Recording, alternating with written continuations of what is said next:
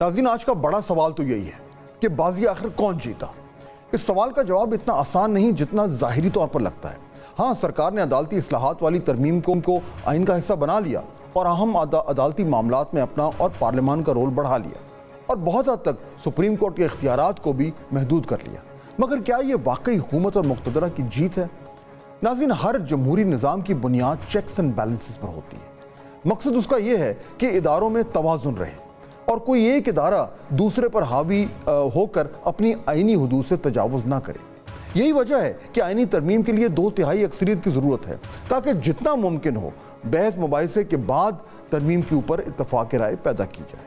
آج حکومت اور اس کے اتحادی یہ دعویٰ تو کر سکتے ہیں کہ انہوں نے 6-8 ہفتوں کے مذاکرات کے نتیجے میں یہ آئینی ترمیم 2/3 اکثریت سے پاس کروائی، مگر وہ یہ دعویٰ ہرگز نہیں کر سکتے کہ اس 2/3 کے نمبرز میں ہر اس ممبر کی رضا شامل ہے جس نے اس ترمیم لیے ووٹ ڈالا ہے۔ زور زبردستی سے بازی جیتنا دیر پا عمل نہیں ہوتا، کیونکہ زور زبردستی تبھی ممکن ہوتی ہے جب چیکس اینڈ بیلنسز کا نظام ٹوٹ جائے اور اس زبردستی کو روکنے والا کوئی رہ نہ جائے۔ اس آئینی ترمیم کے پہلے اور فائنل ڈرافٹ میں بہت فرق ہے، کہ اچھی بات ہے۔ اس سے ظاہر ہوتا ہے کہ اگر حکومت کو منمانی کرنے کی اجازت مل جاتی تو اس نے وہ پہلا ڈرافٹ ہی منظور کروا لینا تھا، لیکن اس گھناؤنے ڈرافٹ کو مولانا فضل الرحمان نے اپنے چیکس اینڈ بیلنسز سے ہی روکا اور کامیابی سے روکا۔